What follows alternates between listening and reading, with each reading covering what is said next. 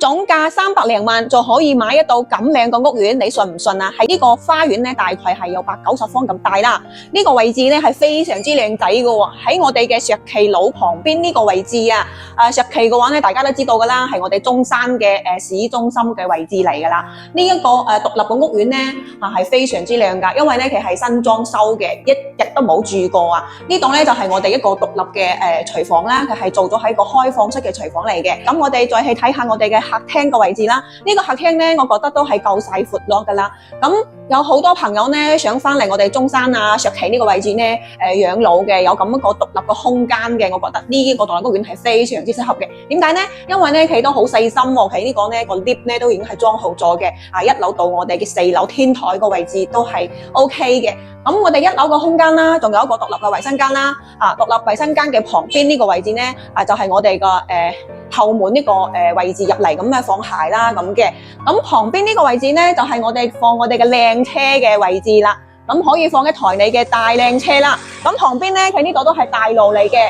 咁你哋有朋友仔啊嚟你屋企玩嘅話咧，都係可以有位置放車嘅。依家咧我哋嚟到2樓呢個位置啦，呢邊咧就係一個生活露台嚟嘅。2樓嘅設計咧，佢係有3個房啦，有2個衛生間，佢係有1個套間嘅設計嘅。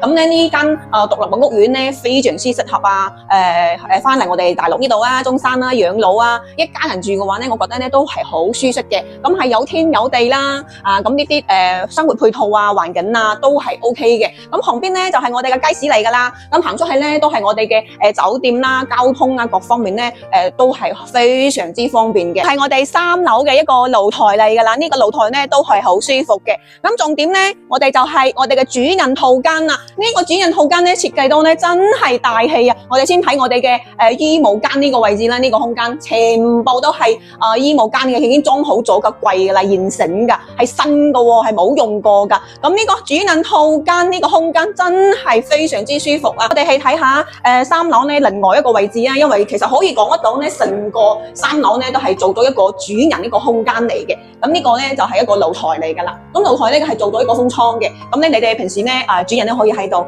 練下瑜伽啦，可以做下健身啦，咁都係 OK 嘅。4樓咧係我哋嘅天台嚟嘅。呢個感覺好舒服啊！你睇下呢周邊呢啲環境咧，其實都好舒服、好舒適嘅。雖然咧佢啲外立面咧係有啲唔好睇啊，但係咧佢呢度咧係屬於我哋中山市區嘅自己嘅屋苑咯。住喺呢啲獨立屋苑嘅話咧，需要嘅話咧，感覺就係呢種感覺啦，感覺係非常之舒適、係放鬆嘅感覺嘅。